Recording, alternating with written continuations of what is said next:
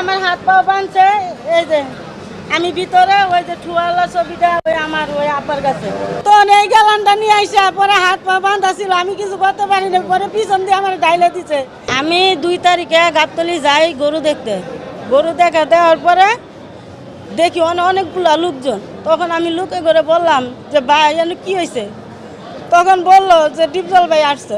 তো কইলাম তাহলে ডিপজল ভাই আসছে, আমিও তো তার ভক্ত ছবি দেই, তাহলে আমি তার সাথে 2টা কথা বলবো। এই কথা কই আমি চেম্বারে যাই ডিপজল ভাইয়ের সালাম দিলাম যে ভাই আসসালামু আলাইকুম, আপনার সাথে 2টা কথা বলবো, আমি আপনার ভক্ত। তখন ডিপজল ভাই বললো এই মহিলা কিভাবে ঢুকলো, মহিলার ঘাট ধাক্কা দিয়ে ভাই করে দে।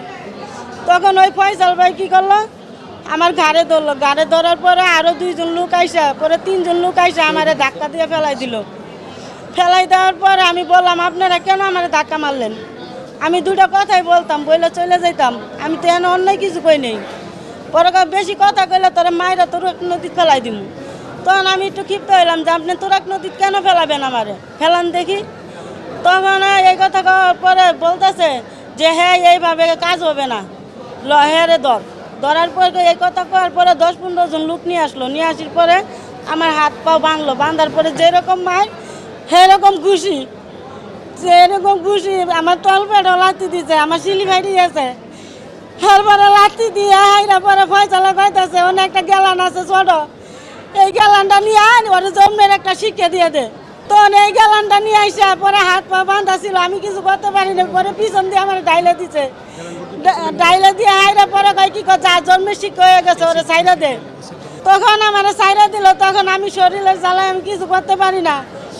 পরে আমি রাত্রে আইসা পরে বাসায় 9টার দিকে আসার পর আমার আত্মীয় স্বজন জিজ্ঞাসা কি হয়েছে, আমি পরে কইলাম আমি কোনো কথা কই নাই, না কথা কইয়া পরে আমি অনেক ঘুমাই গেছি, আমার যেন বড় বড় ঠুয়া উঠছে।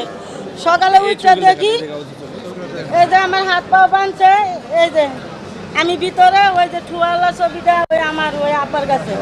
সিলভার টিপ কন্ট্যাক্টে তৈরি নিরাপদ ও নান্দনিক ক্লিক সুইচ নির্ভরতা জীবন জুড়ে। প্রথম কথা হচ্ছে আইনের অধিকার, আইন পাওয়ার অধিকার সবারই আছে, সেই হিসেবে আমরা একটা আপনারা দেখছেন সে একজন গার্বেজ কর্মী ছিল, সে একজন নিতান্ত একজন দরিদ্র মানুষ, আমরা তাকে আইনের সহায়তার জন্য আজকে তার পাশে দাঁড়িয়েছি।